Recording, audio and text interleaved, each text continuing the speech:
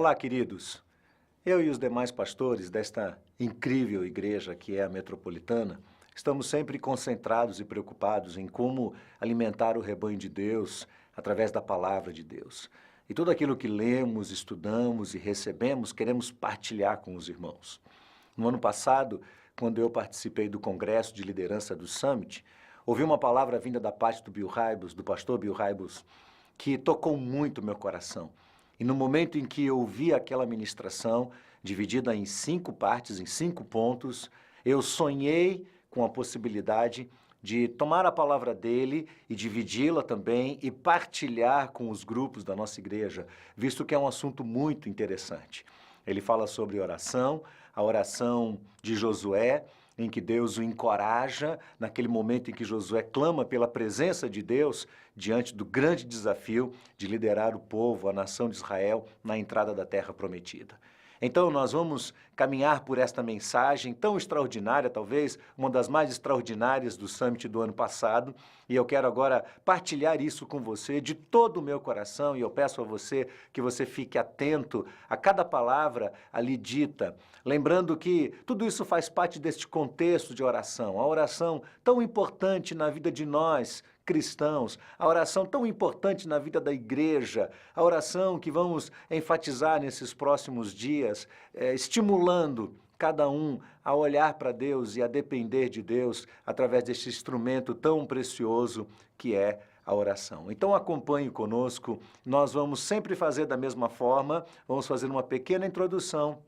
Então, o pastor Bill Hybels dará a palavra por si só e depois faremos o encerramento. Eu peço a sua atenção, principalmente nesse primeiro dia, porque a mensagem é um pouco mais longa, ela vai durar 20 minutos, mas serão 20 minutos preciosíssimos do seu tempo em que Deus estará desafiando o seu coração. Pois bem, a primeira mensagem fala sobre coragem. Coragem que exige um fluxo contínuo da liderança. Não é fácil manter-se continuadamente encorajado. E esse é o grande desafio que o pastor Bill Hybels trará para nós neste momento. Uma visão que requer do líder muita coragem. Liderança é influência. Nós não vamos ganhar as pessoas para Cristo se não exercemos influência sobre elas. Portanto, todos nós somos desafiados a aprender muito mais sobre liderança. Nesta mensagem, o pastor Bill falará sobre a visão do líder e como isto exige dele uma coragem para que essa visão saia do seu coração e seja transportada ao coração dos membros. Ele compartilhará o grande projeto, o último projeto que foi colocado em funcionamento na Willow, que é como se fosse a BM deles. É um projeto social grande, muito interessante, você terá a oportunidade de conhecer um pouco desse projeto. Prepare o seu coração. Deus desafiará você a ter coragem, a avançar e a não ficar paralisado. Bem, eu quero conversar com vocês nessa sessão inicial sobre a coragem. A coragem que a liderança requer. Coragem que a liderança requer. Em uma das mais críticas transições na antiguidade, um líder experiente olhou nos olhos do seu sucessor e disse ao jovem líder: seja forte e corajoso.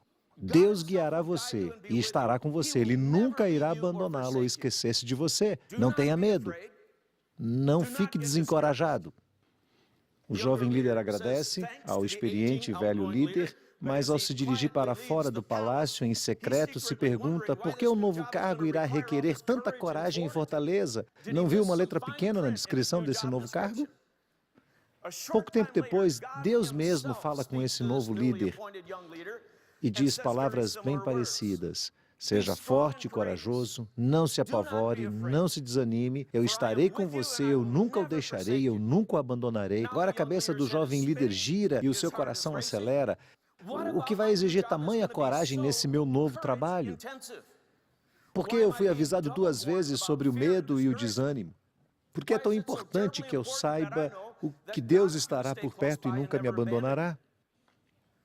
Mas em poucos meses, esse jovem líder, cujo nome era Josué, aprende que cada homem e mulher que recebe um cargo de liderança descobre em pouco tempo de ofício que a liderança exige um contínuo fluxo de fortaleza, desde o primeiro até o último dia do líder. Eles aprendem que liderança não é para os fracos de coração e que sem a ajuda de Deus, o trabalho de um líder é quase impossível de ser mantido em longo prazo. E é por isso que eu quero falar em amor e de todo o meu coração sobre a coragem que a liderança requer. Não precisamos procurar muito longe para encontrar exemplo de liderança corajosa, porque o mundo inteiro tem refletido sobre a coragem de Nelson Mandela, enquanto ele está no hospital em Pretória, na África do Sul, lentamente esperando a morte. Mandela foi preso aos 44 anos de idade, por ele ter se posicionado corajosamente contra o apartheid. Outros se calaram. Ele não podia e não ficou. Ele manteve um espírito corajoso, de absoluto desafio. Na sua cela de prisão, pelos 27 anos seguintes, eu estive naquela cela, na ilha de Robben. Quando ele foi eleito presidente na África do Sul, corajosamente criou a Comissão da Verdade e Reconciliação para impedir que o país implodisse. A minha citação predileta dele vem daquele infame julgamento, quando ele disse que o fim do apartheid era uma causa para a qual ele estava completamente preparado para lutar o resto da sua vida. E ele disse que, se fosse necessário, era uma causa pela qual ele estava pronto para morrer. Uma causa para a qual ele estava pronto para morrer. Eu chamo isso de coragem. Há um espanto pelo fato de Mandela ter inspirado milhões a se juntar a ele e deixado um legado de coragem para as futuras gerações de líderes. Agora, eu gostaria de comentar sobre o fato de que a coragem é antiquada, fortaleza e bravura. Ela se correlaciona a todos os componentes de liderança, cada um deles. E porque a visão foi e sempre será a arma de ataque mais potente do arsenal do líder, vamos começar por ela e ver quão crítica a coragem é para a visão. A visão, como sabem, eu já descrevi várias vezes no passado, a visão é a imagem do futuro. Ela cria paixão nas pessoas. Ela cria uma imagem do futuro que cria paixão nas pessoas. Nos últimos anos, eu tenho relembrado que Deus não o torna líder para que você somente presida algo, para que você proteja a sua posição, para que você possa mostrar aos outros o quanto você é inteligente. Deus o fez um líder. Lembre-se que eu fiz esse desenho nos últimos anos para mover as pessoas daqui para onde? Para lá. Para mover as pessoas daqui para lá. Tornar as pessoas tão descontentes com a forma como as coisas estão. Para construir uma lógica clara, nós não podemos ficar aqui. E quando vocês se convencerem disso, então dirão, nós podemos, com a ajuda de Deus, ir para lá. E vocês descreverão quão maravilhoso e quão magnífico e quão fantástico será quando vocês forem para lá. Olha, isso parece muito fácil. Quando chego neste ponto e desenho essa linha, todos os líderes veteranos que conheço podem lhes mostrar as feridas da luta, que é mover pessoas daqui para lá. Isso requer muito mais coragem que os espectadores podem imaginar. Agora, a mais recente jornada na Willow para mover pessoas daqui para lá envolveu a construção em nosso campus do novo centro social, que foi terminado e inaugurado há alguns meses. Este ministério provê comida, roupa, ajuda legal, qualificação profissional, serviços oftalmológicos, dentários e um ministério que conserta carros para mães solteiras. Esses ministérios estavam espalhados em áreas industriais bem longe da nossa igreja. Bem, o que os olhos não veem, o coração não sente, e pensamos que era hora de trazê-los para o campus para cuidarmos e fazê-los crescer. À primeira vista, uma construção não deveria exigir níveis excepcionais de valentia, exceto pelo fato de que os líderes tomaram essa decisão de começar o projeto de construção bem no meio da maior recessão das nossas vidas. O raciocínio era impecável, da perspectiva teológica. A recessão causava um enorme sofrimento aos pobres que vivem num raio de 30 minutos da igreja. Então, se levamos os ensinos de Jesus a sério, devemos dar o passo de fé e oferecer ajuda adicional às pessoas que sofrem e não podem alimentar suas famílias. Tudo isso é muito bom, exceto pelo pequeno detalhe de que precisaríamos levantar o dinheiro de uma congregação profundamente atingida pela mesma recessão. Centenas de pessoas na Willow tinham perdido seus empregos e seu trabalho e suas casas. Como eu posso dizer com diplomacia, ninguém na Willow estava no espírito da campanha para arrecadar 10 milhões, além de um orçamento anual de 30 milhões, em que já estávamos devendo 2 milhões na época.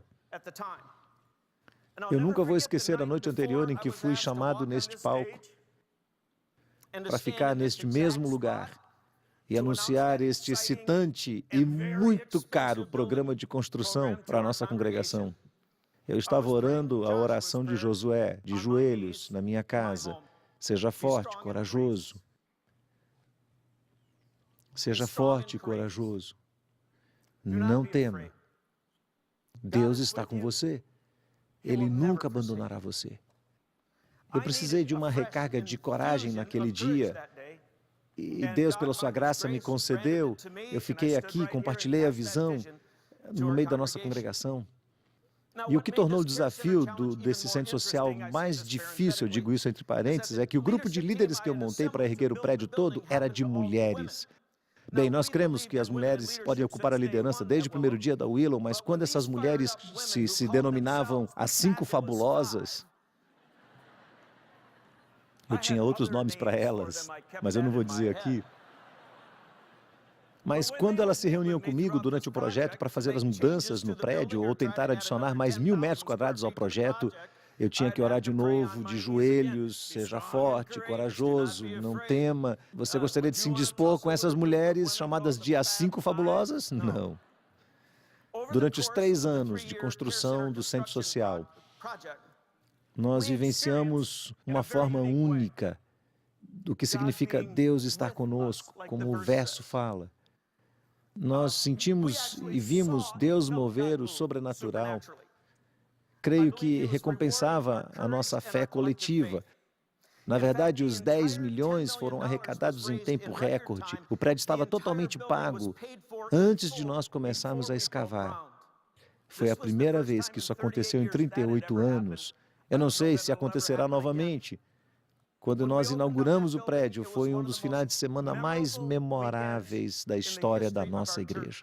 Quero lhes mostrar algumas fotos antes de prosseguir para o próximo ponto. Primeiro, uma foto do exterior. Ele está conectado ao nosso prédio. Nós queríamos que ele fosse mais acolhedor possível. Na parte de dentro do novo prédio, fizemos uma grande recepção, porque antes disso, as pessoas que vinham ao centro social ficavam esperando do lado de fora na neve, no inverno, sem casacos, sem botas apropriadas, às vezes sem banheiros. As crianças pequenas ficavam tremendo de frio. Quando eu falei à congregação sobre a construção desse prédio, então eu os levei daqui para lá e fiquei diante dessa congregação e disse: não é justo. Tratemos quem tem fome com tamanha falta de dignidade. Não é certo ter 150 pessoas numa fila passando frio. Não é certo. Podemos e devemos fazer algo melhor. E fui construindo a visão de que não podíamos ficar aqui, e mostrava imagens daquela nova e linda recepção com banheiros e proteção para o frio e todas as outras coisas. E a igreja se moveu. Nós também costumávamos entregar cestas básicas. E falamos, isso também não está certo, vamos construir um supermercado, a dignidade na escolha. Em vez de somente receber uma sacola, adicionamos boutique de roupas e falamos, vamos pegar as roupas seminovas, as nossas roupas, e comprar roupas novas para as crianças e vamos colocá-las na loja, e podemos fazer isso.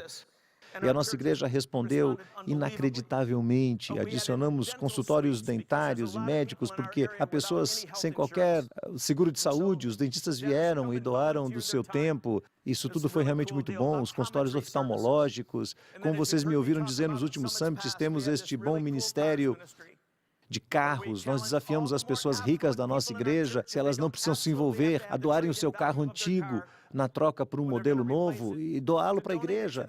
Nossos mecânicos voluntários iam lá, consertavam, é necessário. Então nós doamos esse carro para uma mãe solteira. Isso é transformador. É realmente transformador. Para alguém que precisa de transporte e não consegue, a sua igreja lhe oferece uma solução. Nós colocamos todos esses ministérios juntos, construímos aquele prédio e um dos dias de comemoração, nós juntamos toda a congregação no estacionamento e essas são as milhares de pessoas da nossa congregação. Essa foto foi feita de um helicóptero. Aqui estão milhares de pessoas. Esperança, alegria e vida.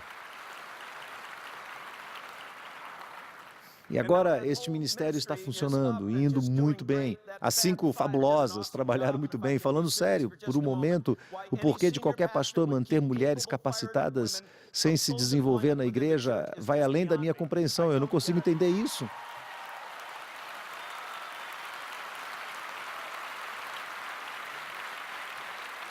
O ponto principal aqui, entretanto, é que cada visão significante que Deus faz nascer dentro de você vai colocar a sua coragem em prova. Pode ter certeza disso. Cada vez que um líder tenta mover pessoas daqui para lá, ele sabe, no fundo do coração, que um certo percentual vai resistir a esse movimento. Eles vão dizer, eu não me importo se a visão é boa, quantas pessoas você ajuda, eu não vou me mover. E o líder sabe que outro grupo irá esperar para ver e precisará ser persuadido com o tempo. E todo líder sabe quão ruim é levantar uma causa e se esforçar e ir até a metade do caminho e não ser capaz de terminar o trabalho. Isso paralisa muitos líderes por causa do medo. Cada visão testa a natureza do líder. Adivinhe o que muitos líderes fazem quando recebem uma boa e desafiante visão de Deus. Eles abortam a visão secretamente. Eu não estou brincando. Eles a matam silenciosamente, sem contar a ninguém sobre ela. Isso acontece o tempo todo. Quem vai saber? O medo agarra o líder. Para se manter seguro, ele devolve a visão para Deus e ele diz, não, Deus, muito obrigado, eu não vou me arriscar, mande-a para outro idiota. Veja se ele consegue, veja se ela consegue. Não a mande para mim, é muito arriscada essa visão. Pessoal, eu tenho uma firme convicção de que através da história, o nosso gracioso Deus enviou visões fantásticas a líderes ao redor do mundo. Visões que começariam negócios excitantes, empregariam milhares de pessoas, acabariam com o tráfico de pessoas, produziriam mais alimentos para que ninguém fosse para a cama com fome, visões que proveriam água potável para todos no mundo, que acabariam com a corrupção no governo, visões que acabariam com a violência racial. Eu creio de todo o meu ser que Deus enviou milhares de visões de melhoria de vida a jovens e velhos líderes ao redor do mundo somente para ter essas visões escondidas, porque um líder pensou que o custo seria muito alto ou o potencial de fracasso seria alto demais. Veja, ninguém sabe que todas essas visões são abortadas. Essas mortes acontecem atrás de um véu de segredo, de silêncio. Na minha opinião, quando olhamos para um mundo violento e em sofrimento e todos nós vemos jornais, creio que temos que decidir sobre quem colocaremos a culpa.